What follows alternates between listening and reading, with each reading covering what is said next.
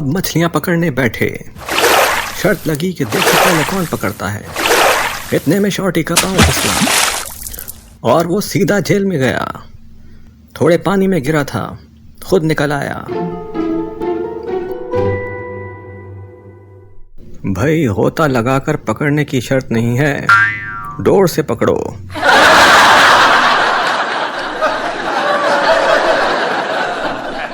Moody तस्वीर उतारने लगा। ग्रुप में कुत्ते को भी शामिल किया। जब हम सब तैयार होते तो कुत्ता एक तरफ को चल देता। मूडी जितनी देर में इसे पकड़ कर लाता, सब इधर उधर हो जाता। कई मर्तबा इसी तरह हुआ। आखिर मूडी ने कुत्ते को डांट कर कहा, गधे, तुझे मालूम भी है कि आजकल फिल्में कितनी मुसीबतों के बाद मिलती हैं, और तू है कि फिल्म जाया करने पर तुला हुआ है।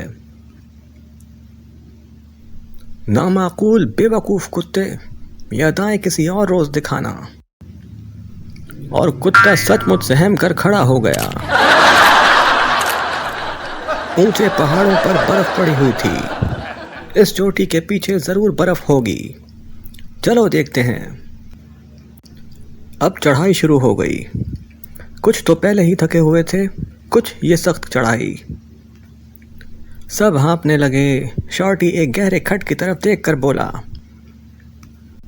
और जो यहां से गिर पड़े तो क्या?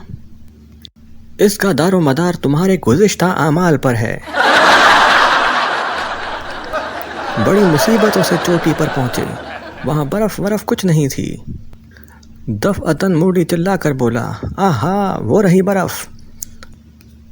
सब दौड़कर उसके पास पहुंचे। कहाँ है? वो रही सामने।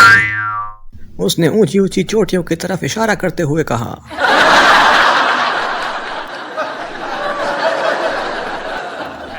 करीब ही एक और मैच भी था। इनके यहाँ कोई तकरीब थी जिस पर उन्होंने हम सबको बुलाया। टोनी और सुंदरम भी गए। पहले तो खेल तमाशे हुए।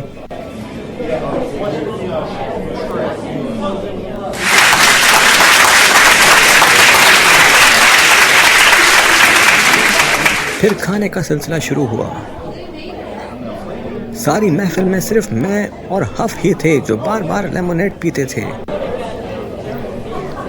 इनके यहाँ ये दस्तूर था कि जब तक कोई ये कहता रहे कि शुक्रिया, बस मुझे अब इजाज़त दीजिए,